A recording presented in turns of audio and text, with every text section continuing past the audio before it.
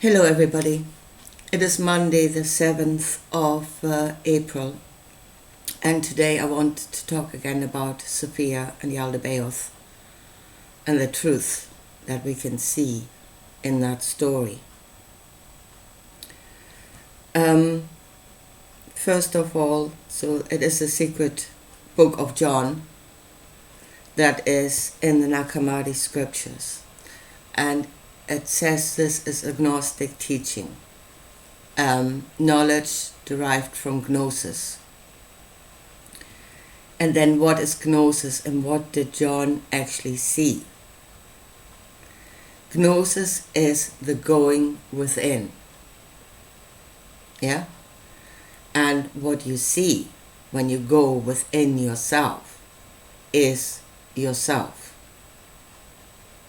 There's nothing else in there apart from yourself. So what John is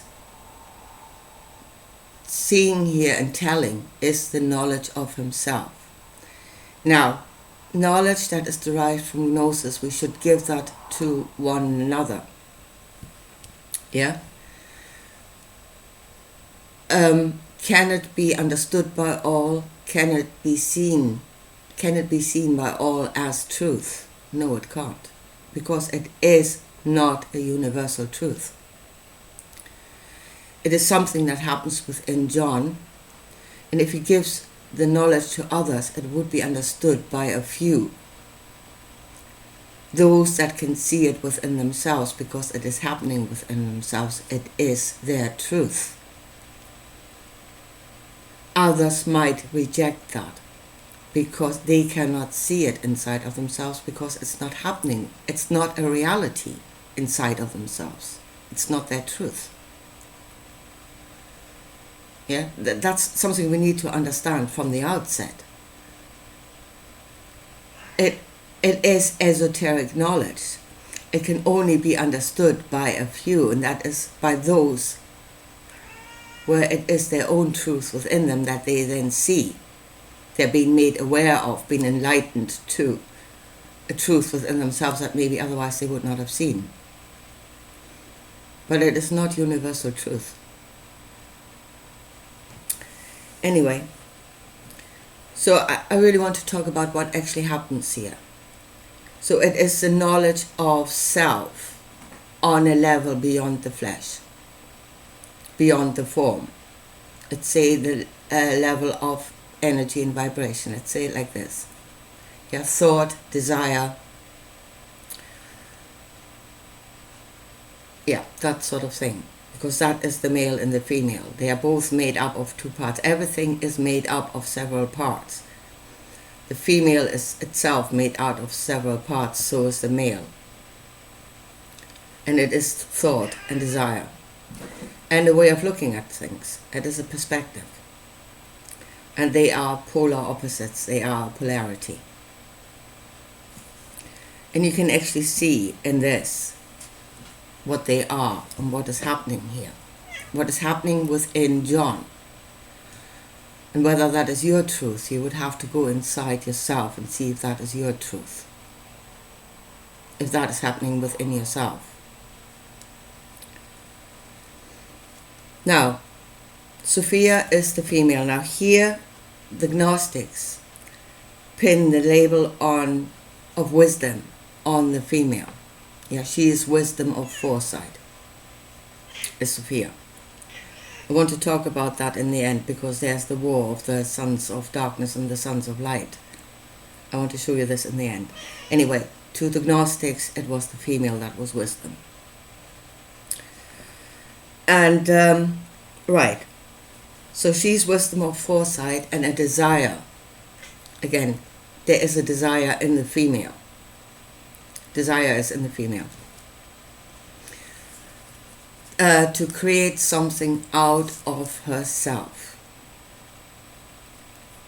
Without her husband, which I taught, without the male, without the consent of the higher spirit, without anything. It was just herself. And it says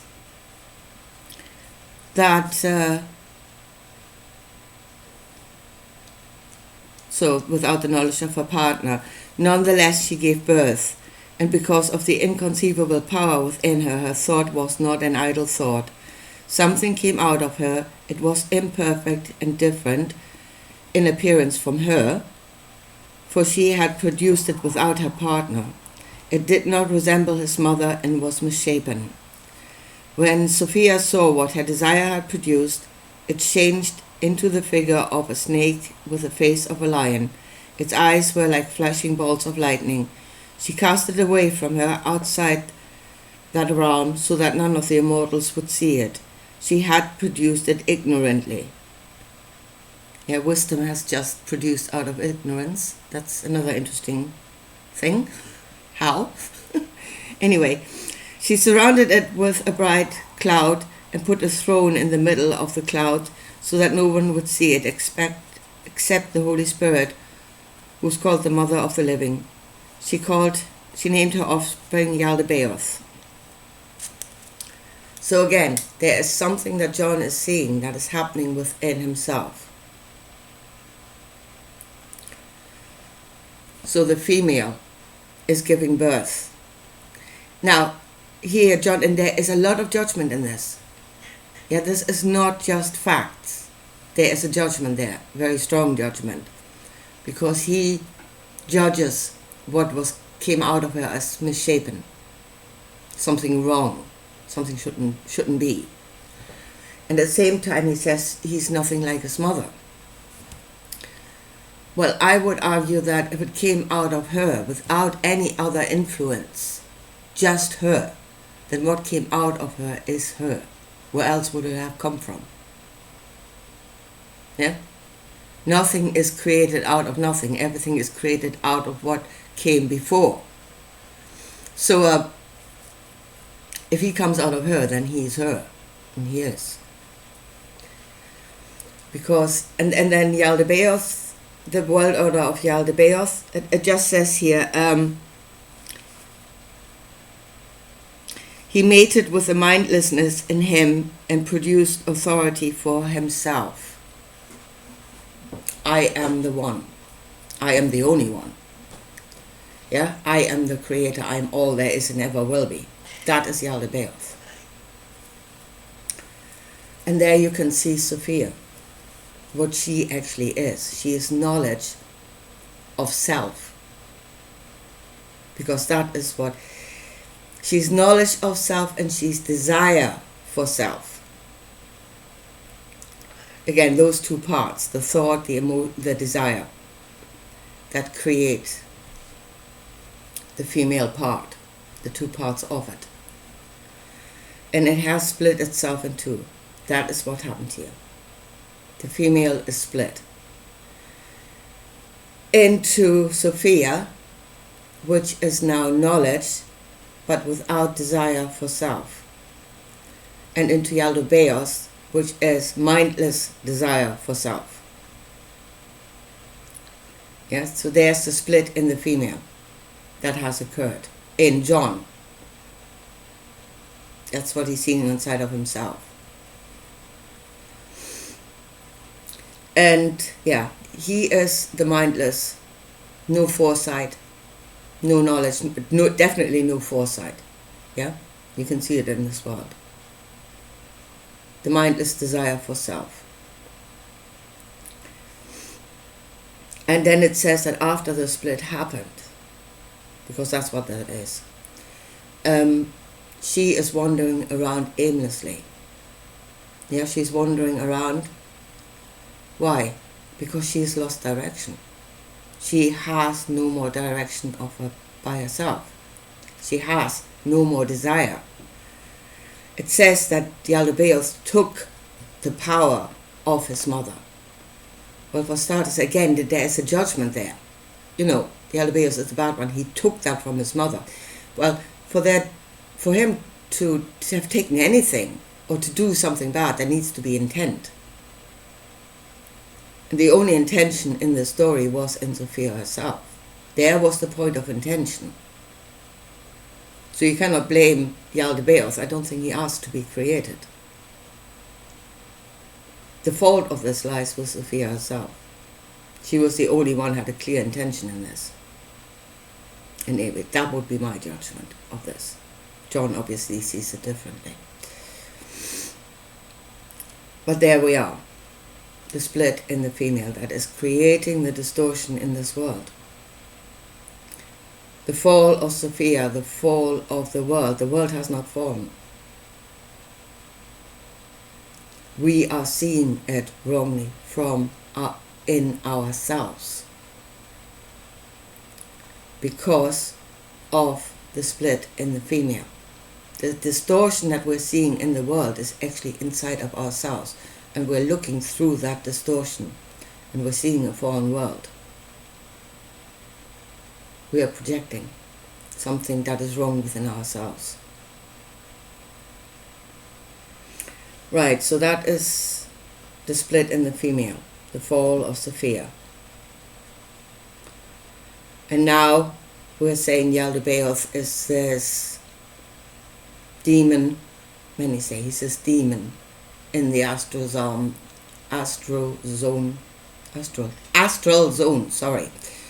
where, that is haunting humanity. So when you look at the story, what you're being haunted by is actually a part of yourself that you have rejected. The self. So now let's talk about Philetus. Let's talk about the male, who is also a desire. Again, a thought and a desire. And he's the polar opposite of Sophia. He is the thought for all. And you know him through Jesus. He is the Son of the Father. Yeah? All shall be saved. Everything is possible.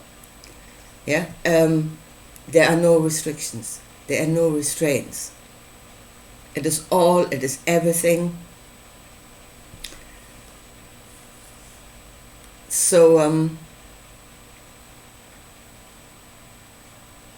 yeah. And that is not wisdom either. Now let me talk about the sons of darkness and the sons of light here, because and the war that is going on. Because I have noticed that in the Gnostic teachings, the label of wisdom is pinned onto the female. Sophia is wisdom. She is the wisdom. Whereas if you go to the Kabbalah, you will see that the label of wisdom is actually with Chochmah, which is the male. They think the male is enlightened wisdom. And that is again showing in Jesus, in the teaching of Jesus. For all, reject the self. Reject the desire for self. Yeah? I'm with the Father. Everything, all, unrestrained.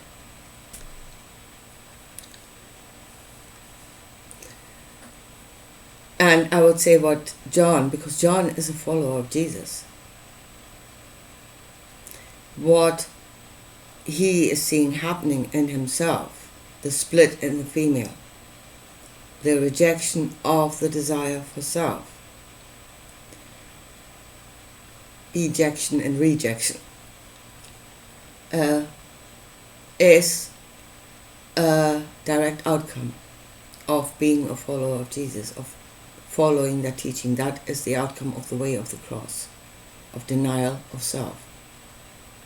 It creates a split in the female. And then we are not the fullness of our truth. We are not the fullness of our own knowing. And we are unenlightened.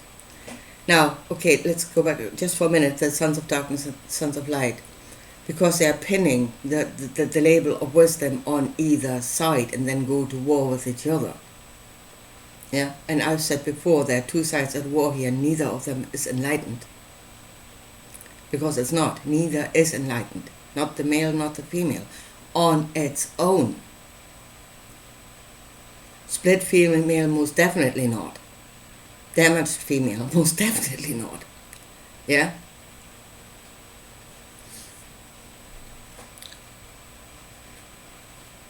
Enlightenment comes when the two come together. When something is produced, something enlightened is only produced by the coming together of the two polarities. And I was thinking about that as looking at it like a dialectic, where you have thesis and antithesis. Now, again, the whole purpose, the whole intention in a dialectic is to bring the two together. It's not a war. It's not one side has to win. That is not the intention. The intention is to bring them together, to bring thesis and antithesis together to produce a synthesis, and then the synthesis should be greater than either part that has produced it. That is the intended outcome through the coming together of the two. And in order for that to happen, they have to pull on each other, so to speak, to bring them together in the middle. That means the male has to come down from his high horse of everything is possible. It's all, He has to come down from that, and she has to expand. As Jesus said, actually, the female should be more like the male. Yeah, but that is not the male being unmoving and she has to become him. That is again one side will win. That's not the idea. The idea is that they both give and they both receive of each other. The male is restrained and the female is expanded. And then in the coming together in the middle, where the synthesis occurs, which will then be greater than both parents, so to speak, before that. Now, with us, or with those that have a damaged female side, that can no longer happen. Or if it does happen, there is a distortion, because the female is damaged. This cannot no longer take part. Those that follow the teachings of Jesus, the way of the cross, the denial of self, the ejection of self, you are damaging your female. And you're judging her. You're judging the desire for self as something misshapen and wrong. But it absolutely needs to be there for this whole coming together to even take place. To those that are following the teaching of Jesus will have a damaged female inside of themselves, which is creating a distorted view of the world from within themselves. And they're acting out of that distorted view.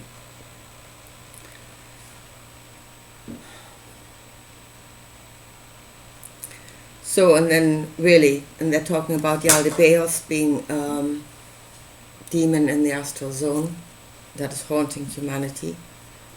What you're haunted by is a part of yourself that you have rejected, ejected and rejected. Everything is created for a reason. We are a product of Creator. By questioning a part of yourself, you are questioning the Creator. Nothing is created that is not Him. But as it stands, we are questioning ourselves. We are judging ourselves. We're being led by these teachings to judge ourselves, to reject parts of ourselves, and again, eject those parts if that is possible. Apparently they're never fully going away. They're going to be somewhere haunting you. But we are a species at war with ourselves. We are at war with ourselves. We are not seeing the fullness of our truth. We are not seeing how every part is good. because it is creator, therefore it was created for good. It fulfills a function. And if you damage one of the parts, you are no longer functioning correctly. That is the story of the Sophia. And because she has fallen within yourself, she's damaged within yourself, the whole will fall. Because it can no longer function correctly. You damage one wheel in the big machinery, the whole machinery will go wrong. So, anyway, that is what I'm seeing in here. And as I said, why did John see that within himself? Because that is what was happening within himself through the teaching of Jesus.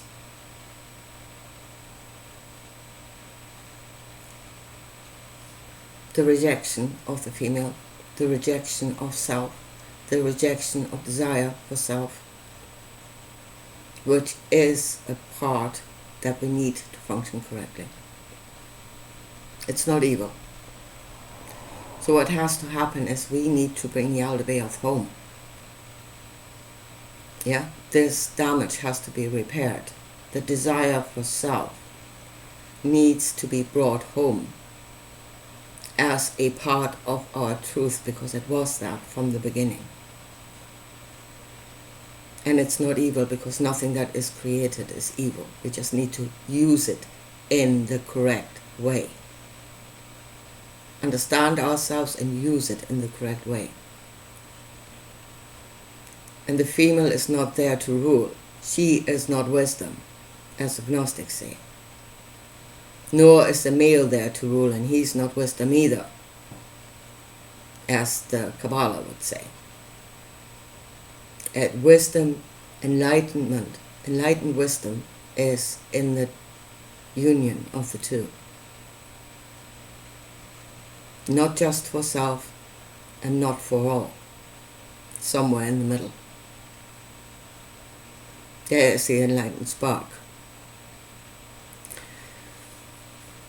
So, last thing I want to say is, as I said, we have this war going on at the moment, always hard, between the two sides where they think wisdom is.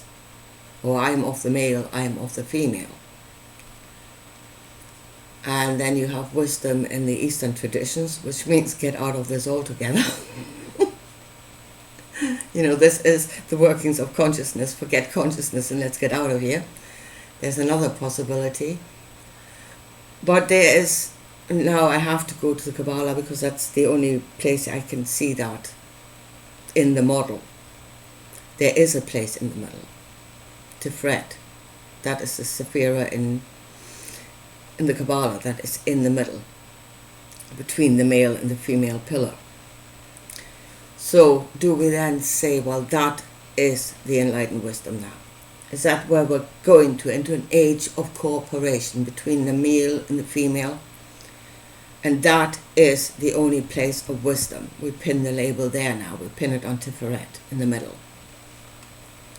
And then again, she can only, or he or she, whatever that is, it's androgynous obviously, is the only one. That is the only one now. Everything has to be done by cooperation, and it can be no other way. And again, I think that if we do that, we're going wrong again. Because those are options that we have. Yeah, we can think of all, we can think or have desire for all, or we can have desire for just ourselves. Or we can have something in the middle, a mixture of the two. In fact, there are tons of options between all and one. It is not all or nothing, because nothing would be outside of creation. So the outer edge is one. There are tons of possibilities between all and one. Does it have to be 50-50 exactly in the middle? And that's the only enlightened place. I think we should keep all of our options. There can be moments in your life where just for myself right now is the correct way to go. It is wisdom, yeah? There are times where you should maybe join in with all and not going by your own knowing. Forget what you want at that moment, just join with all to create something together. That might be right. Compromise is a good thing. Could be right. It doesn't have to be 50-50. Whatever produces the right outcome is wisdom, is enlightened. If it produces something that serves life, it is enlightened. And that could be any place on the spectrum depending on the situation.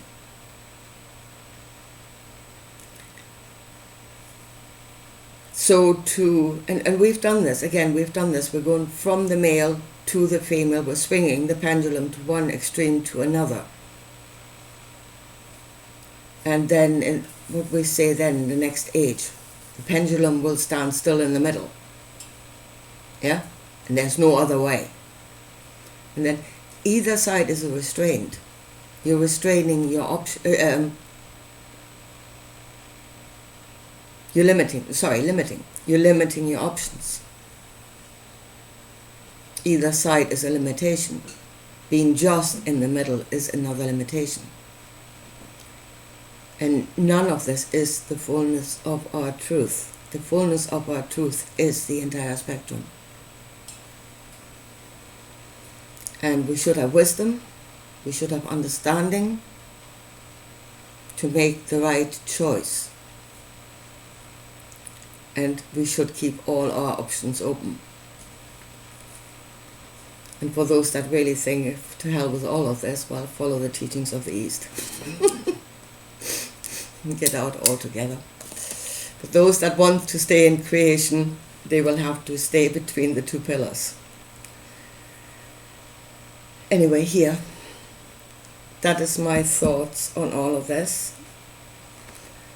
And you may see that as truth inside of yourself, or maybe you don't. We are all different. We are unique perceptions. I'm giving of my truth. It might enlighten something in somebody else because that is their truth. And that is all we can do. And as I say, it will always be esoteric, understood only by a few, because it will only be the truth in a few, not in all. This is not the one and only cosmic truth. That one doesn't exist. I don't think so. Anyway, I leave it at that for today, and I talk to you again soon. Bye.